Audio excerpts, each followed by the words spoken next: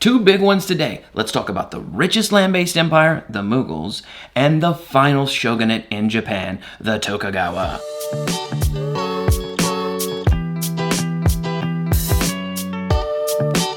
The Mughals.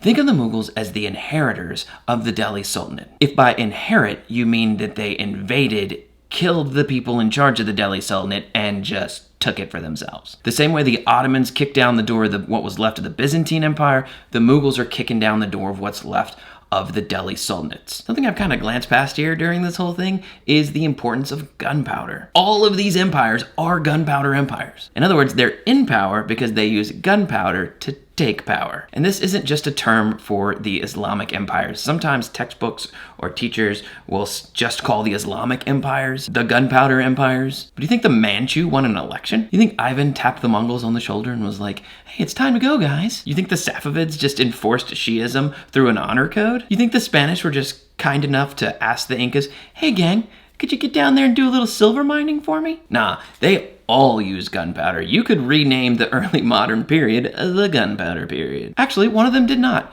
The Songhai Empire in sub-Saharan Africa. And they lost their empire to the Moroccans. Why? Guess what the Moroccans had more of?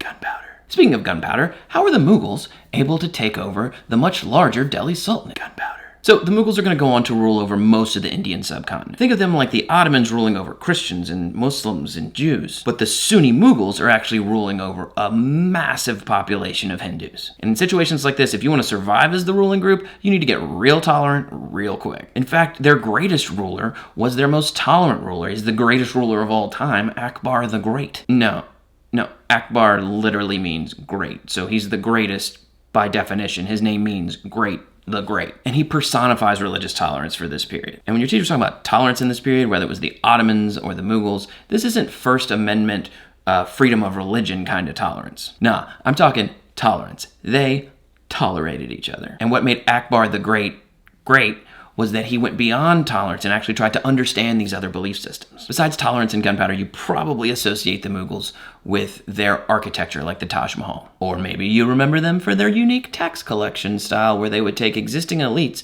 the zamindars, and have them collect taxes for them. It's kind of like tax farming, just boringer. Tax farming! Lastly, the whole Mughal Empire thing really starts to crumble under their last competent ruler, a guy by the name of Aurangzeb. His problem, you can guess, is that he's not tolerant. Now, it is his rule where the Mughals reach their largest borders, but it's also under his rule where the Hindu Marathas strike back and start chipping away at that empire. Alright, last land-based empire we're going to focus on, the Tokugawa Shogunate. I know they're an island, calm down. So how are they a land-based empire? Well, they don't go out in boats and try to take over half the planet, Europe. And to be honest, they fit more into Unit 4, where they go Sakoku, or locked country, and they kick everyone out except China, Korea, and the Dutch. Or when they open back up in the 1850s after the arrival of the Americans. Now, we mentioned shogunates earlier as a style of government, and the Tokugawa Shogunate is no different. You got a military shogun, or general, ruling over Japan, with an emperor ruling as a figurehead only. More a religious symbol, really. And as the Europeans start to arrive in Japan, and then start converting the Japanese people to Christianity, the shogun says, nah, this is too disruptive, everyone out, and implements a system known as Sakoku, which means locked country. But they're still trading with Koreans,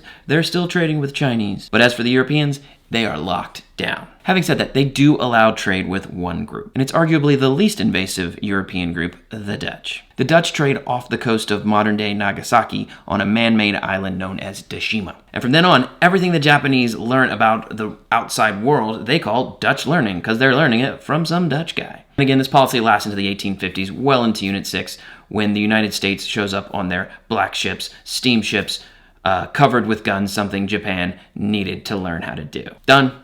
Those are the land-based empires. We went through the big six, but we're not totally done with the land-based empires. We have one more section tomorrow on the belief systems of the land-based empires. I'll see you then.